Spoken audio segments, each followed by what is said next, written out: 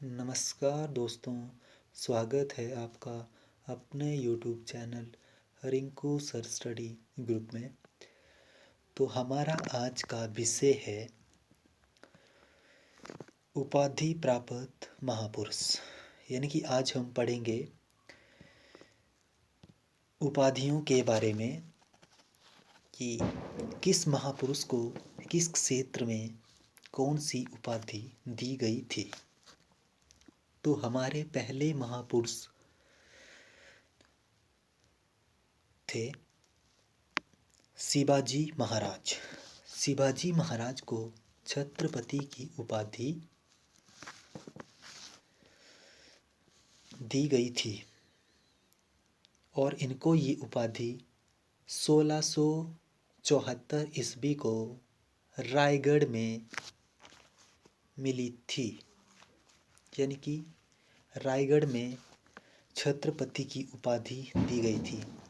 हमारे अगले महापुरुष थे ईश्वर चंद्र बंदोपाध्याय। इनको विद्यासागर की उपाधि मिली थी। मैं आपको ईश्वर चंद्र बंदोपाध्याय के बारे में थोड़ा सा और बताना चाहूँगा कि 19वीं शताब्दी में एक तो ये प्रसिद्ध दार्शनिक लेखक और समाज सुधारक थे। साथ ही इन्हें बंगाल के पुनर्जागरण स्तंभों में से एक माना गया था। हमारे अगले महापुरुष थे मदन मोहन मालवीय। तो मदन मोहन मालवीय को महामना की उपाधि से सुसज्जित किया गया था। और मदन मोहन मालवीय जो थे वो एक इंडियन स्कॉलर एजुकेशनल रिफॉर्मर थे और साथ ही ये इंडियन नेशनल कांग्रेस के 4 टाइम प्रेसिडेंट भी रहे थे। हमारे अगले महापुरुष थे मोहनदास करमचंद गांधी। इनको बापू की उपाधि दी गई थी और ये हमारे भारत के राष्ट्रपति भी थे, क्योंकि इन्होंने हमें आज़ादी दिलाने में अपनी महत्वपूर्ण और अहम भूमिका निभाई थी। हमारे अगले महापुरुष थे वल्लभ भाई पटेल। इनको सरदार की उपाधि दी गई थी और इन्हें भारत के लौह पुरुष के रूप में भी जाना जाता था। हमारे अगले महापुरुष थे बाल गंगाधर तिलक। इनको लोकमान्य की उपाधि दी गई थी और बाल गंगाधर का तिलक 23 जुलाई 1856 को हुआ था। और बाल गंगाधर तिलक जो थे वो जर्नलिस्ट, टीचर और सोशल रिफॉर्मर थे। हमारे अगले महापुरुष थे सुभाष चंद्र बोस। इनको नेताजी की उपाधि दी गई थी।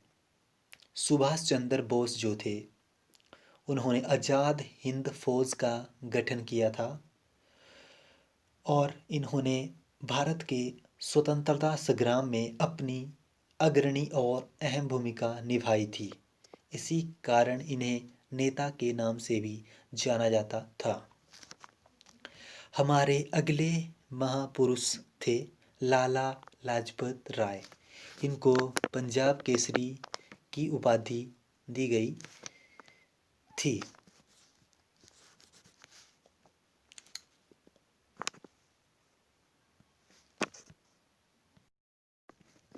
लाला लाजपत राय जो थे वो इंडियन इंडिपेंडेंस एक्टिविस्ट थे और इनको पंजाब केसरी के नाम से भी जाना जाता था। यानी कि ये पंजाब केसरी नाम से भी विख्यात थे।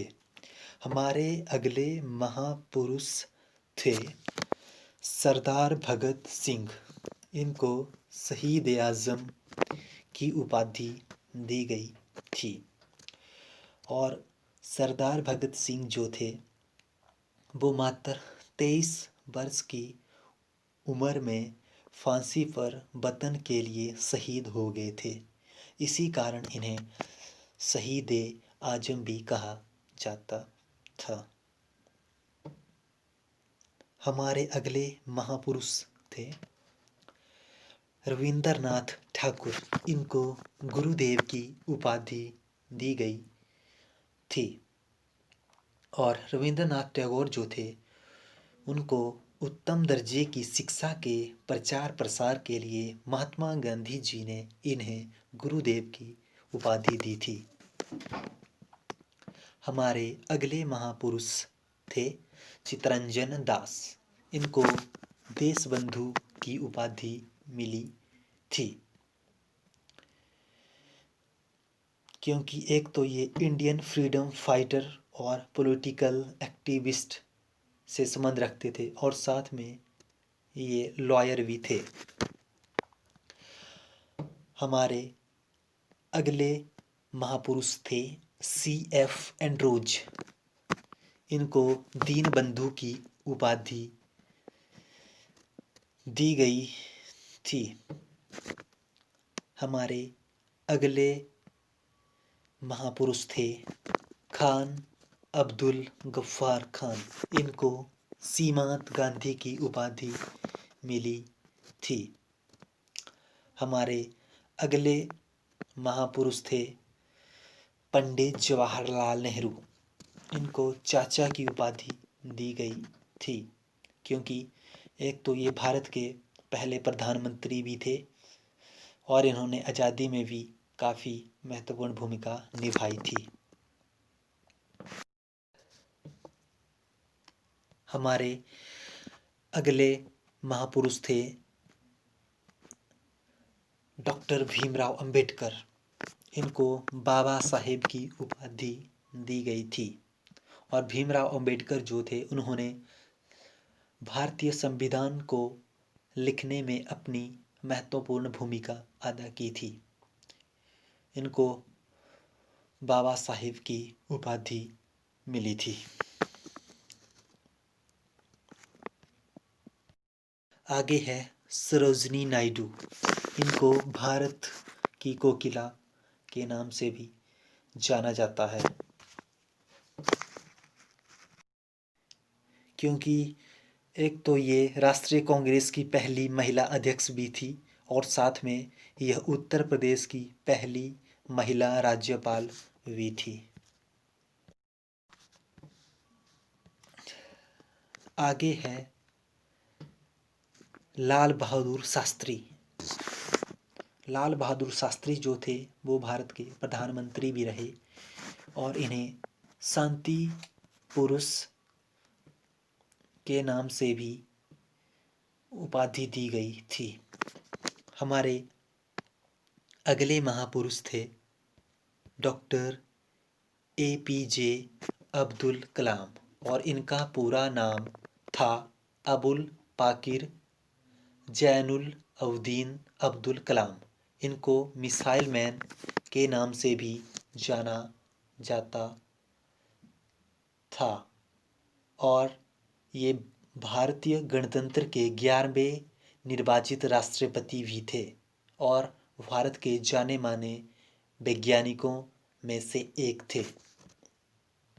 महापुरुष थे मेजर ध्यानचंद। इन्हें हॉकी के जादूगर के नाम से जाना जाता था, क्योंकि इन्होंने अपने पूरे जीवन में 1000 से ज़्यादा गोल दागे थे और जब खेल के मैदान में उतरते थे तो मानो उनकी हॉकी से गेंद चिपक सी जाती थी।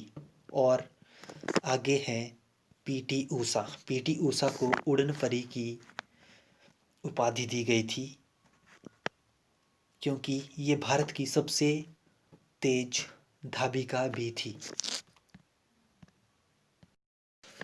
तो दोस्तों, आई होप आपको हमारे ये क्वेश्चन अच्छे लगे होंगे और आपको कम्पिटिटिव एग्ज़ाम में ये ज़रूर सहायता करेंगे।